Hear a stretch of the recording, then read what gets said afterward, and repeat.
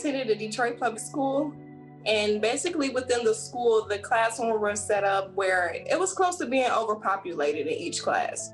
When I first realized that I was struggling with reading, I tested below my actual reading grade level, which was in the 7th grade. I struggled a lot just to get through one sentence. And yes, it was embarrassing. And it's embarrassing because I'm in 7th grade and I'm having reading problems. I didn't even know I was struggling.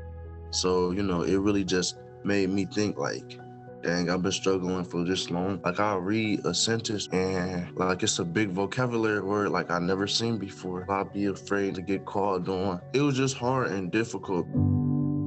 Beyond Basics is a nonprofit organization that was formed to help get kids reading at grade level. I felt like Beyond Basics really gave me that step I never had in my childhood.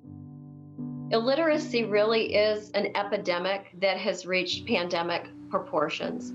Detroit public schools have a lower literacy rate than other surrounding communities and cities.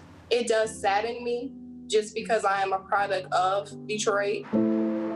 When a community is what we would call as being vulnerable, it allows us to see the type of social inequities within the community. And I think that's what the importance of a program like Beyond Basics is. We help create that gateway for students to know that it's okay to work on their reading, and it's not something that they should be embarrassed about.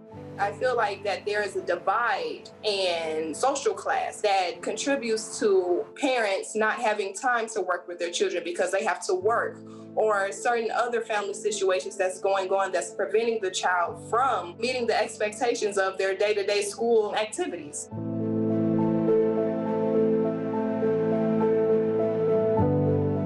I think that across society, the one thing we failed at the most is bearing witness to the extreme suffering of people within our reach. We all get so trapped in our daily lives and forget how big problems affect the kids' lives. I believe that in order for a child to fully blossom into an adult, it takes a village. I hope kids who go struggle with reading, especially with new reading law, I hope that they overcome. The most shocking thing that people do not realize when we're talking about kids and literacy is that the educational model does not allow for kids who can't read to learn to read, regardless of how far they're behind. It almost brings me to tears, like how you gonna send a kid back for not learning how to read? It should be, if they feel it, it should be someone trying to help them. I learned that progress is not pretty all the time. Progress, it takes time, and I've learned that within that it is a strength, and it led me to want to be able to read more. After my 11th grade year, I felt like I was going to do great things. They kept telling me my whole 12th grade year, you're going to be valedictorian. I just got to keep working hard, keeping that mindset. We have people who are far, far away directing the day-to-day activities of teachers. When you have somebody on the front lines, we need to listen to them and just say, what do you need? Our educational model doesn't fund intensive one-on-one literacy tutoring for kids who need it. Our educational model does also not implement an assessment that lets you know exactly how far a child is behind. So we do those two things. We have a certified teacher implement an assessment. Once you know where they need to start and you give them a tutor to work one-on-one, an hour a day, 5 days a week, they become readers.